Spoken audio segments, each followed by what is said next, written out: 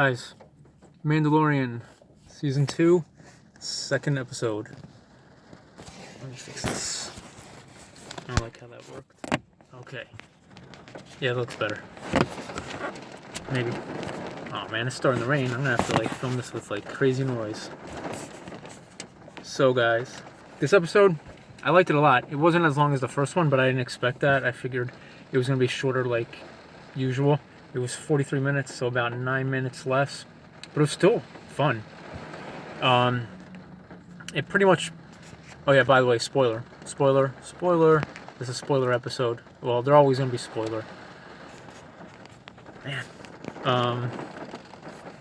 But yeah, I picked up where it left off. He was on the speeder bike with the Boba Fett armor and the child, and then all of a sudden, these guys, these bounty hunters, which I'm assuming they put out like a tripwire, and Mando hit it with his speeder bike. He went flying.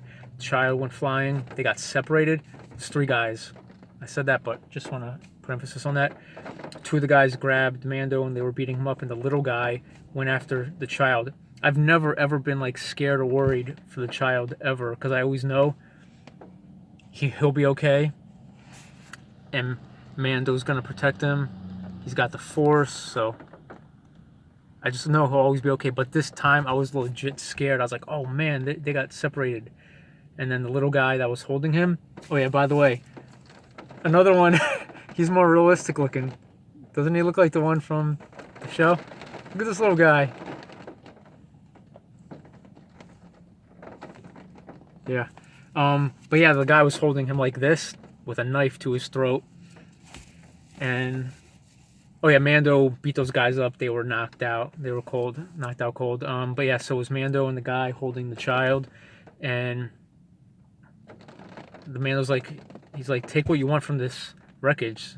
It's worth a lot. And the little guy told him he wanted his jetpack, so he handed the jetpack over, and he hit a couple things on his gauntlets, those things, bing. And the guy walked away with the rocket pack, and then Mando bam, hit something, and the guy flew up into the air, and then that guy landed, hit the ground, and then Mando got his jetpack back, which is awesome. I was gonna say, man, you just got this jetpack. And then he went back to Mos Eisley, where he has his ship docked at that woman's docking bay, and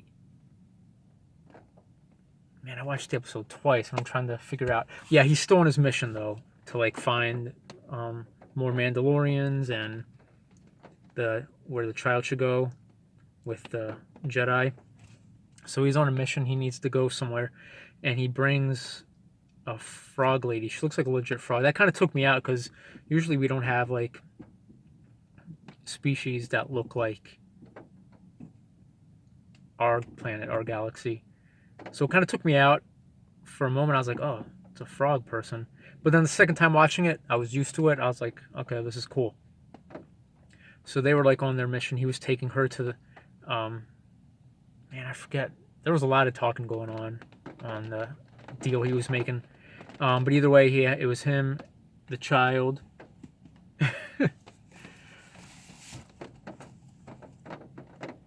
Little guy. And the frog lady and her eggs. She had a tank of eggs. She had to take them to this. Ooh, my lights were on. Planet. It was the last line of her. Her family line, and she had to go get these eggs. I forget what for, man. I'm really sorry. I should have wrote it down. Some kind of lunar thing or solstice, something. She had to go to a specific planet. To make sure the eggs were okay and that they would be fine. And there's a scene where the child walks up to the tank and he puts his hand on it. And I thought there was going to be some Force stuff. I thought he was going to do something to the eggs and they were going to change. But then you end up finding out Mandalorian goes back to the back of the ship where the tank and Yoda, sorry, not Baby Yoda, not Yoda, the child is. And he's eating the eggs. He's so hungry, but yeah, he was eating this poor frog lady's eggs. I mean, there was a bunch in the tank, but still, those are her babies. And then and they can't get to this planet by hyperspace because it'll mess up the eggs. So, but it was close by, so it's not like they needed the light speed and hyperspace. But then 2 X-wing fighters show up, and it's cool. One of them is Dave Filoni again, the creator of co-creator of Star Wars: The Clone Wars, and then also Rebels, and he's executive producing The Mandalorian with Jon Favreau. So he's an X-wing fighter pilot again. And then also the other X-wing fighter pilot is Paul. I forget his last name. Sung Lee. I forget. He's a Korean Canadian actor, and he's in a show. It's a really good show. It's on Netflix. There's 4 seasons. They were just renewed for 2 more, 5 and 6. It's called Kim's Convenience. It's about a Korean family in Canada, and they have a convenience store. Their last name's Kim, so it's called Kim's Convenience. It's a really good show. I would totally recommend it. Just a side note. But yeah, the actor, he's the father on the show on Kim's Convenience. But yeah, he's an X-wing fighter pilot, which is amazing because he's a huge Star Wars fan. Like, he has like Star Wars weapons. He's just a big fan. He like has created lots of costumes, mostly for the Imperial Army, and he's got helmets and stuff. So I thought that was amazing. He was an X-wing fighter pilot. So he's in the episode, and then he doesn't get clearance because they got to make sure that Mando isn't Imperial, and then he just like drops the ship. He shuts it off, and it drops, and it's just falling, and then he's trying to get away from the fighter pilots, and then he crash lands, and they fall through the ground. It's an icy planet, so they fall through the ice, and they're stuck down there, and yeah, lots of damage done. His ship just, man, just tons of damage always done to it. But yeah, they're just kind of stuck there. They got to make repairs. And the frog lady, she's got to keep her eggs warm. So he's making repairs, and the child walks up to him, and then he notices some footprints.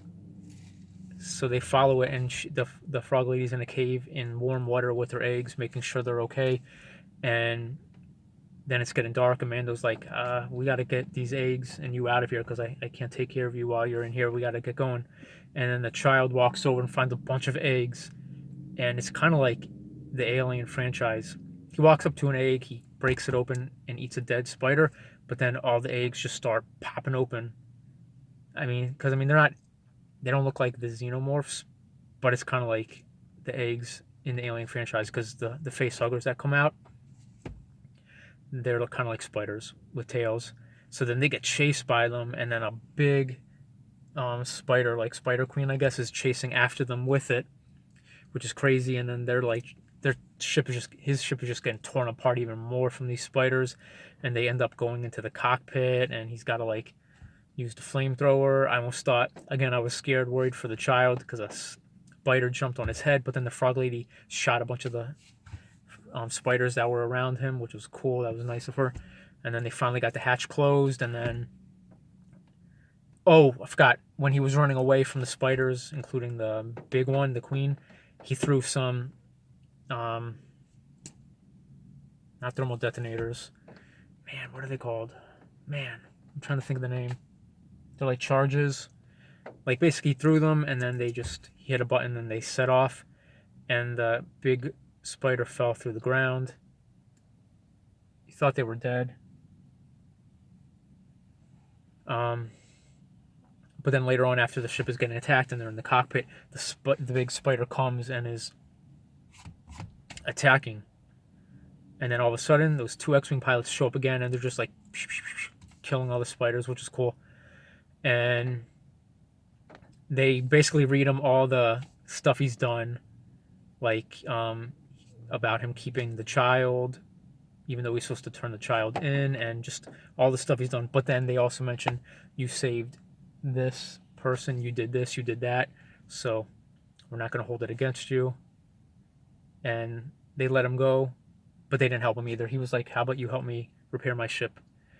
And anyways, he like does the best he could, and he flies off, and they're like in the cockpit because the rest is just torn up, so they got to make sure nothing happens to that hull. And they take off to continue their adventure. It was a good episode. I liked it a lot. I would totally recommend it. A lot of people felt it was filler because even though it did pick up where the last episode left off, there was Tamora Morrison, who played Jango Fett and the clones and is supposedly supposed to be Boba Fett in this, which he could be a clone as well. But either way, it didn't pick up with that, and a lot of people didn't like that. But people don't understand that even though there is this entire big story involved, it's Mando trying to find the rest of the Mandalorians, but also trying to get the child to the Jedi. There's also many it's not about the destination with this show. I mean, of course it is, but it's also about the journey, the adventure. So I like that this stuff happened. So there was no mention of no Mando showed up, no Jedi showed up. Tamora Morrison didn't show up, but it was still a fun episode. I would totally recommend it. And I hope you like this episode, or this notifications again. Hope you like this video. I hope the episode sounded good. I hope I made it sound good. It was a lot of fun. Definitely check it out. Subscribe, like, hit the bell. Stay positive, love life, be happy. But yeah, subscribe for the child. Do it. But yeah, and I'll talk to you guys later. Have a great weekend.